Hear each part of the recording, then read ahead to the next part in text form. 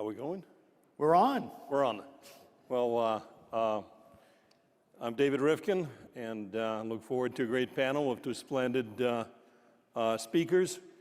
Let me briefly set the stage. The title of a panel talks about democracies dying. I'm not as pessimistic as that. I think our democracy is in trouble, but it's still alive. And contrary to what you may have heard from mainstream media, the real danger to democracy is not Donald J. Trump, his policies, or his governing style. The real problems emanate from a Trump resistance, and they come in two varieties. One is a political problem, the level of acrimony, polarization, not a unique experience, but the acuity of it is quite startling. It's certainly troubling then most of a political class is utterly unprepared to live with the verdict of the voters in 2016. But there's even another problem, which we'll be talking about for the rest of the panel, for me as a constitutional lawyer, and that is the fact that the Trump resistance has spread throughout, among other things, to the three branches of the federal government, who have judges that, certainly at the district court and appellate court level, that govern based upon, and I use the word govern rather than rule, based upon the fact that they don't like anything coming from the Trump administration. They get corrected by the Supreme Court, but it is still very, very delegitimizing for the federal judiciary. Ever since the Democrats have regained control of the House, we've seen behavior with Michael Cohen hearing being a prominent example, which certainly, in addition to being tremendously unfair, exceeds Congress's oversight and investigative powers.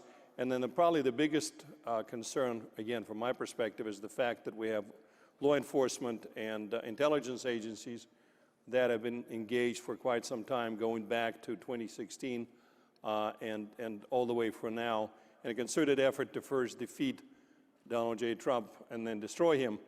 And that is truly scary. It's something that we should all be scared about, no matter what your political convictions are, but does not seem to be that concerning. So to summarize, the anti-Trump resistance, in my opinion, is extra-constitutional, politically debilitating, and a very bad thing. So with that cheerful picture in mind, let me turn it over to Andy. Well, I know we're called Democracy Died in Darkness, but I think the record of this, when it's all over, is going to be that collusion died in the light.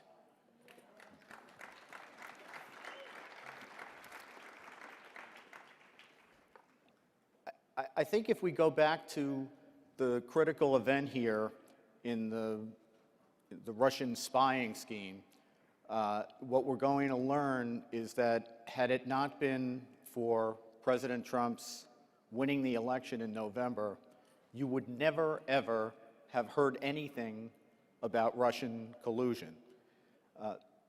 What ended up happening here was that for about 25 years, the political class in the United States, bipartisan, Democrats, Republicans, conservatives, liberals, have told us, quarter century, that Russia was just a peachy place to do business, to have political connections, to have alliances, as the Bush administration called Russia, its strategic partner. It was only when President Trump won that he turned out to be the guy who was left without a chair when the music stopped.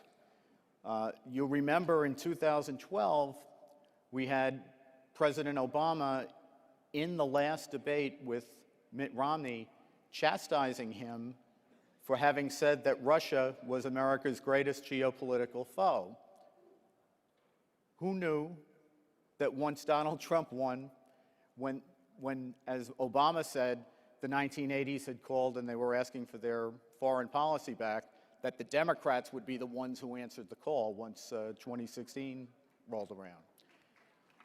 But to go back to David's point, I think the takeaways here, and hopefully this will be the way that the history is written, are going to be twofold. One is the FBI and the Department of Justice generally. I was a proud federal prosecutor for 20 years. They are part of the executive branch. They are run by the executive branch. What we've seen in this investigation is that in many ways they tried to conduct themselves as an unaccountable fourth branch of the government, and they are not. And what I'm astonished by sometimes is when I hear people who were connected to the investigation. I heard McCabe, Andy McCabe, the former deputy director of the FBI, say this on 60 Minutes a couple of weeks ago, about how what they were concerned about was that the president might be impeding the FBI's Russia investigation. So let me just explain very quickly. There's two kinds of investigations that are done in the Justice Department. One is criminal investigations, and I think everybody agrees that we don't want our politics to determine who gets indicted and who gets charged, and you have to have that wall of separation. I don't think there's any reason to think that hasn't been respected. But counterintelligence, which has been the heading under which this investigation took place, is a mission that is not done to vindicate the rule of law. It's not done to build criminal cases. It's not done to build prosecutions, to do what I used to do as a federal prosecutor. Counterintelligence is done for one reason and one reason alone, and that is to support the president's constitutional obligation to protect the United States from foreign threats. So the FBI may have been thinking that it was their Russia investigation. Counterintelligence investigations are done by the executive branch for the president. The president doesn't interfere with them. The whole purpose of them is to gather the intelligence that the president needs in order to fulfill his constitutional responsibilities. So this whole thing has been out of whack from the start. Chuck? Yep.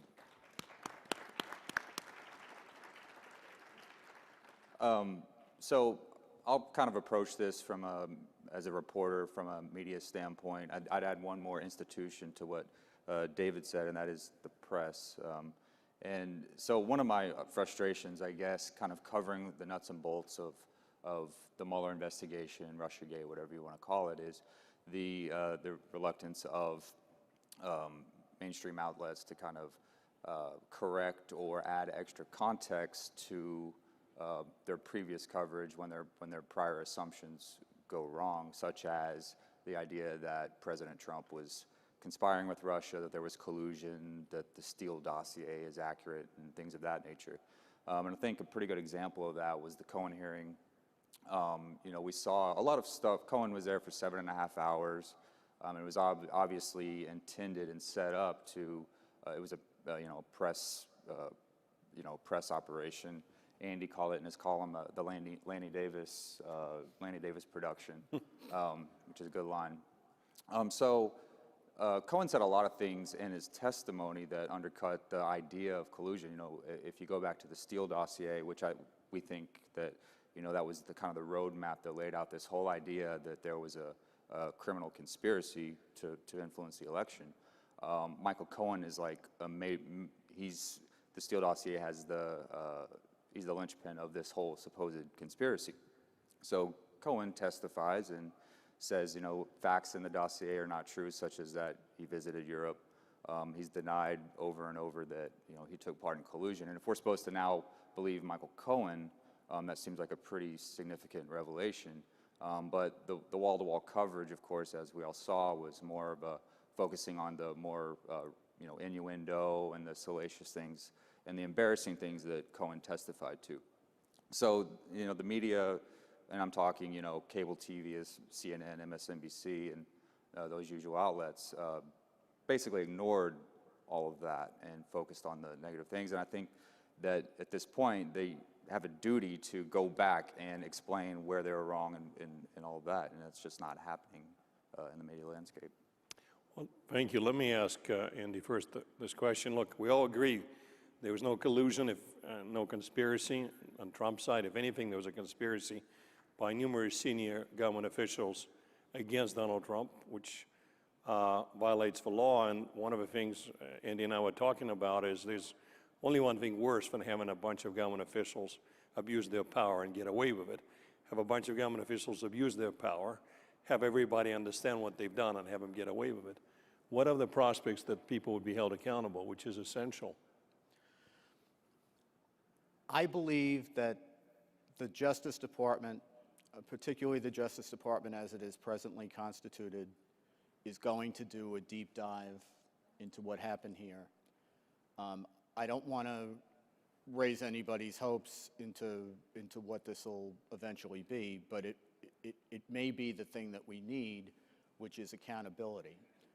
I think that eventually, and I don't think this is in the too far distant future. It has to be, I think, within the next year or so, maybe even the next few months or so. An accounting has to be done of two things. Number one, all of the investigative steps that were taken here and the basis for taking them. That is, if you go, for example, to the Foreign Intelligence Surveillance Court, which is the secret court that you go for surveillance warrants against people who are agents of foreign powers working against the United States, you're supposed to show the court that your information that you've brought to them is corroborated. They actually even call the thing that they submit to the court the verified application. So you have to show that your information is sound. And secondly, you've got to show probable cause that the persons you are targeting for surveillance are willfully acting as clandestine agents for a foreign power against the United States. And if they're Americans that you want to spy on, you have to show that there's probable cause that their conduct likely violates federal criminal law. I don't think they came close to that.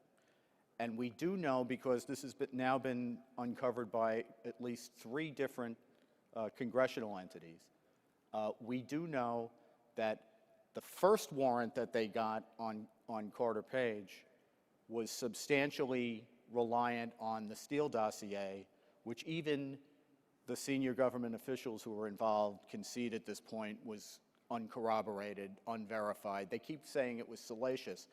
Salacious isn't a problem. The problem is you can't go to a court to get a warrant without showing the court that you've done investigation to verify the claims that you're asking a judge to base spying power on.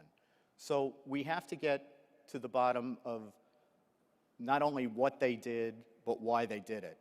And then there's the second question, and I think this is a question that really both sides of the political aisle ought to be concerned about.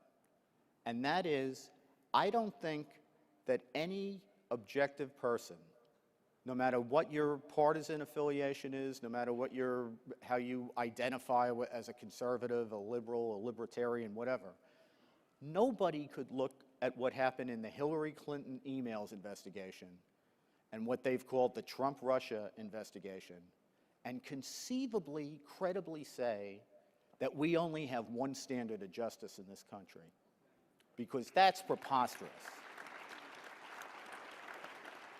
So that's what we got to do. Well put, Andy. I would also add that as a part of this effort, which hopefully would come about, it would be useful to scrub the testimony of various government officials involved, because let me tell you, without naming names, but it's pretty obvious, they have misled Congress, and this is putting it gently, lied to Congress.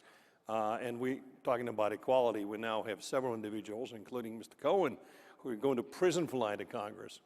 Let me ask, thank you, Chuck, another question. Look, people like you have been, and Andy, have been showing, obviously, all the problems with a Trump-Russia collusion narrative. There's not been a whole lot looking at the other side to see what is it that the Clintons, and I mean both Bill and Hillary, Clinton Foundation, have gotten from Russia. Because again, if we're going to get in the world of seeing who's gotten what, Donald J. Trump has not gotten one benefit from Russia, either in 2016 with a Moscow Tower project or ever before. Not true about Bill and Hillary. I have not really seen much coverage of that side of the spectrum. Right. Yeah, so Michael Cohen testified to this as well. He talked about the Trump Tower Moscow efforts that lasted through June 2016. And, you know, as we all know now, nothing materialized from that. there was no business deal that actually went through, and despite attempts as a real estate magnate, you know, throughout the years, Trump was never able to secure deals over there. Zero. Zero, yeah, nothing. And but you know, we haven't. I forget back to 2016 how much money from Russian businessmen and entities flowed into the Clinton Foundation. It was hundreds of thousands of dollars, and you know, it was probably, obviously we knew what it was for. It was to gain access, and there was a ton of emails and reporting and everything that came out that showed this. And it was focused on a little bit in the 2016 campaign, but by no means to the level that we see the scrutiny on this failed Trump Tower Moscow effort. You know, there's a definite disparity between the coverage of those two attempts, if you will. David, I just wanted to add one thing to what Chuck is saying. In terms of collusion with a foreign power to affect the election, the Clinton campaign retained a British spy who tapped Russian sources for information about the opposition campaign that not only was used in the campaign against Trump, but was fed into the FISA court so that the government could do spying. That's So, collusion. I mean, if we're going to talk collusion, I agree. Would either one of you or both care briefly to tell us what you expect to see in Mueller's report? well, I think that the new Attorney General, Bill Barr, who's terrific, has committed in his confirmation hearing that he would allow to be made at least available to Congress, if not public, as much information as is appropriate under the law. I just point out a couple of things quick about that. Number one, Justice Department rules forbid going public with the evidence against people who don't get charged with a crime. And remember that this investigation, the Trump-Russia investigation, was supervised for over a year by Deputy Attorney General Rod Rosenstein, who actually wrote the memo that justified the firing of former FBI Director James Comey on the ground that he went public with the information against Hillary Clinton. So it would be very odd if these guys suddenly decided that even though people are not going to be charged, I think the president in particular, that now we're going to just go public with all the information. The other thing is, they've done this investigation wrongly, in my view, under the auspices of counterintelligence. Counterintelligence matters are classified. They're often top secret, and they are not supposed to be even referred to, let alone disclosed. So I think to navigate how you disclose this is going to be very difficult. But what the takeaway that we'll have is there was no criminal conspiracy, and I don't think there was ever any prospect of proving a criminal conspiracy. Yeah. Chuck, what do you think about the fact that the media, seemingly aware of it, the report from Mr. Mueller would be fairly anodyne or benign, is now writing with gusto about how this is not the beginning of an end. It's not the end of a beginning, that there are going to be more investigations. And I've seen it in the Post, New York Times, how you're going to have endless investigations for the next 2 years. Yeah, I mean, I think that's wishful thinking on their part. They've definitely shifted the goalposts in general. Not every outlet, of course, but the general tone of it has been, with help from Adam Schiff and other Democratic congressmen, of course, to first raise expectations a year or so ago when the possibility of some grand conspiracy seemed more likely to be proved. And as it's kind of become clear with these indictments that have been handed down that have nothing to do with the conspiracy or really the campaign, they've lowered their expectations, shifted what is the true focus to the financial crimes, alleged financial crimes in New York and elsewhere that have nothing to do with the campaign. So I think that they will kind of definitely lower the expectations for the Mueller report. And kind of what Andy was saying, I don't think there will be much. I mean, they're not going to go into grand detail about things that they're not going to charge someone with, so that's not going to be in the report. you know, they'll have their hopes on the investigations in New York and in Virginia and elsewhere that have sprung from the special counsel's program. Fear, and let me conclude on this pessimistic note, that what is happening is even the more reasonable Democrats in the House would not be able to help themselves. That given the continued obsession with pre-presidential conduct, financial crimes, failure to pay taxes, that we're going to see a spectacles of an impeachment for conduct that preceded Trump's assumption of presidency. In my opinion, I've written about it, is not a fit subject for impeachment, because impeachment can only rise out of offenses you've undertaken while in office. But I think it's going to be tremendously damaging and polarizing for the country. With that, all right. And we're it. I think we're done. Thank you all very much. We're getting the hook.